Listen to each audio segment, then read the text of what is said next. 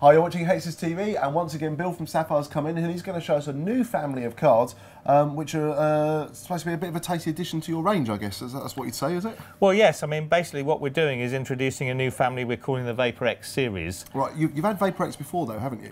Yes, Vapor-X was the name we gave to our vapor chamber cooling technology, which we first introduced with our atomic and toxic cards over a year ago now. Okay. Sapphire's the first company to use vapor chamber cooling in the graphics environment, and I think we're still exclusively doing that. Okay, so not one to massively oversimplify it. Vapor chamber, it's like a little flat chamber, isn't it? And the liquid sort of like heats up, goes up there and then condenses down around the outside or something like that. Is that right? Well, that's right, basically right, yes. I mean, we did a little video to explain that before.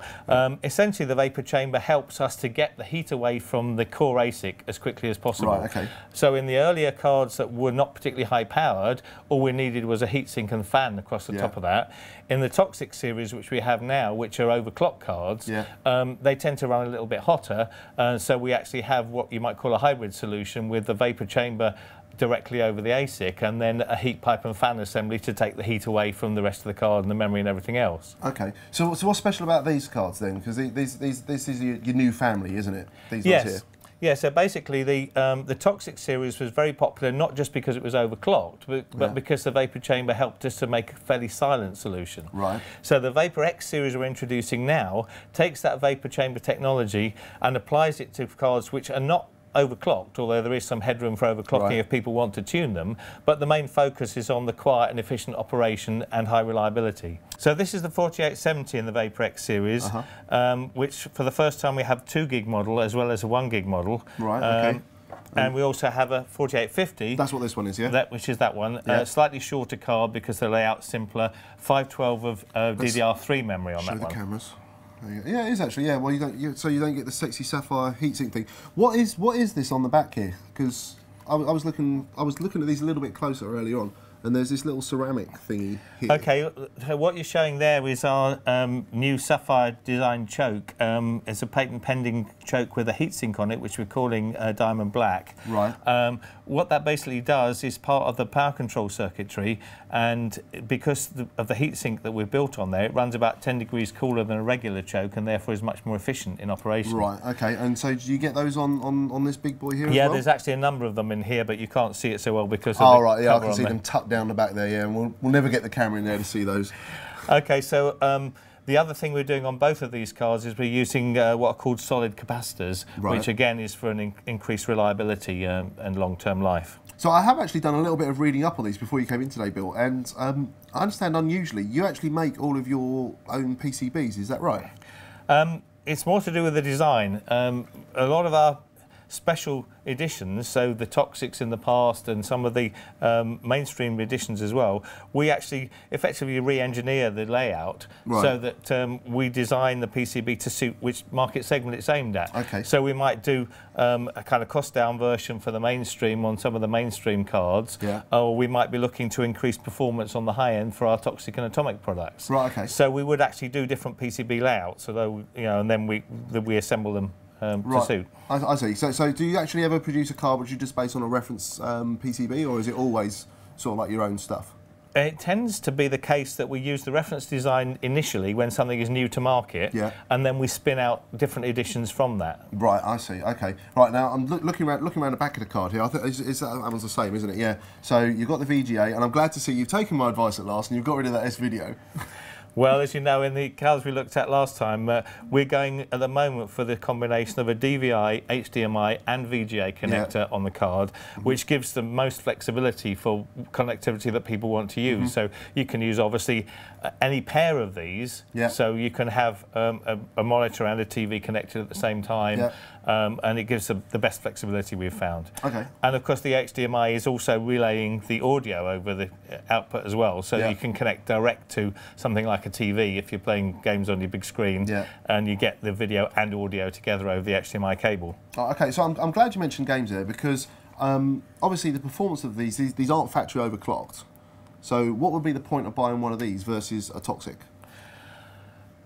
the Toxic is aimed specifically at the enthusiast who wants something that's pre-overclocked. Yeah. And there was obviously a bit of a cost premium because we're overclocking it. We're putting faster memory and some other special components on there to support that. Right. So this card go is faster capacitors or something. well, it's go faster memory more, really, Right, and that's okay. a bit of a cost premium for that, and some of the other components associated to support that. Right. This family is very firmly aimed at shipping with standard clocks for the series of cars, so 4870, 4850 standard clocks.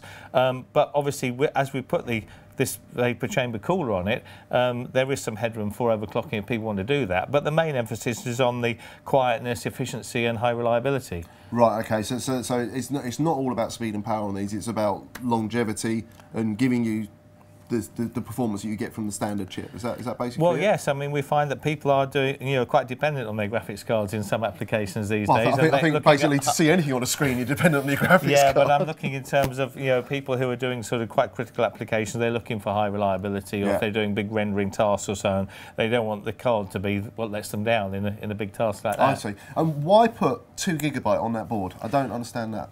Well, again, we have the situation where people who are doing some large rendering tasks are beginning to run out of frame buffer. Right. And also, in today's games, have a lot of textures involved with them. So if you're playing on a large screen and you turn on a lot of the features, or if you're doing a rendering task where you need the extra frame buffer, this card's going to be the one to choose. Okay, so are you saying that we can play the last episode of Crisis, like a decent resolution, not have it turned to a slideshow because you've got all the texture held in the memory here? Well, you have to check out the Hexus review and find out. Oh, that's a get out clause, that is, isn't it? Right, okay. Right, yeah, so when are these coming to the market? Well, we're launching them right now, and they should be shipping over the coming weeks. Okay, rough idea on price?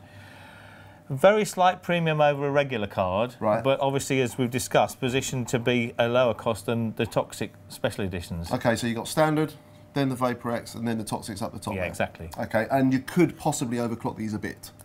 Oh, well, yeah, there's always some headroom for overclocking, and we basically build for the most reliable specs. Okay, yeah, because I'm just thinking a lot of people who sort of like be buying on value in this day and age. Okay, so is there anything else to sort of like tell us about these, or is that it? That's pretty much it about the cards themselves, although we have taken some steps with our packaging now. Okay.